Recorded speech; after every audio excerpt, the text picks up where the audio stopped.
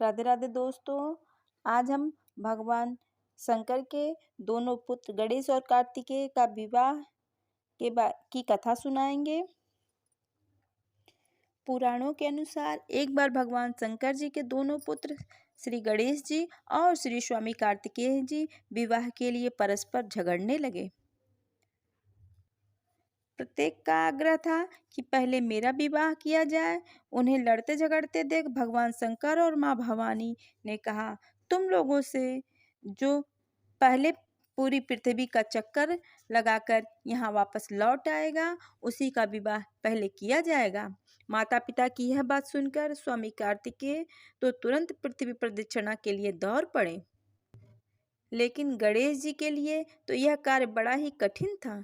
एक तो उनकी काया स्थूल थी, दूसरे उनका वाहन भी मूषक था। भला वे दौड़ में स्वामी कार्तिकेय की समानता किस प्रकार कर पाते, लेकिन उनकी काया जितनी स्थूल थी, बुद्धि उसी के अनुपात से सूक्ष्म और तीक्ष्ण थी। उन्होंने अविलंब पृथ्वी की परिक्रमा का एक सुगम उपाय खोज निकाला। सामने बैठे माता पिता का पूजन करने के पश्चात उनकी 7 प्रदक्षिणाएं करके उन्होंने पृथ्वी प्रदक्षिणा का कार्य पूरा कर लिया। उनका यह कार्य शास्त्रों अनुमोदित था।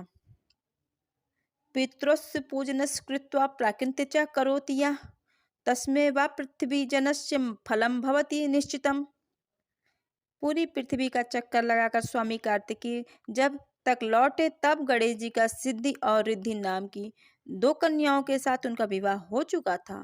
उन्हें क्षेम तथा लाभ नामक 2 पुत्र भी प्राप्त हो चुके थे।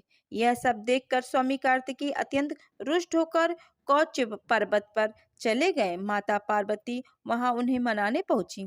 पीछे शंकर भगवान वहां पहुंचकर ज्योतिर्लिंग के रूप में प्रकट हुए। उनकी अर्चना सर्वप्रथम मल्लिका पुष्पों से की गई थी, अतः मल्लिका अर्जुन नाम पड़ने का यही कारण था।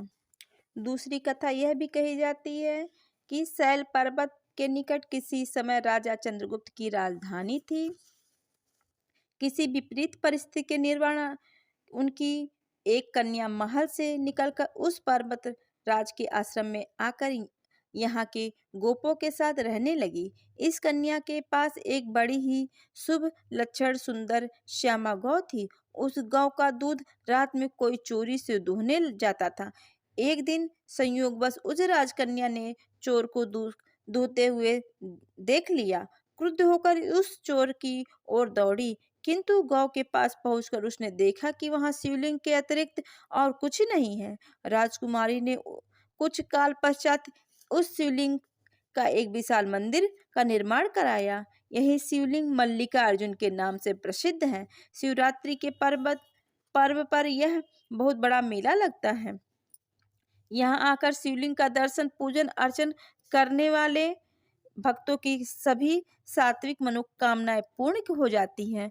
उनके भगवान शिव 2 चरणों में स्थिर प्रीति हो जाती है। दैहिक, दैविक, भौतिक सभी प्रकार की बाधाओं से वे मुक्त हो जाते हैं। भगवान शिव की भक्ति मनुष्य को मोक्ष के मार्ग पर ले जाने वाली होती है।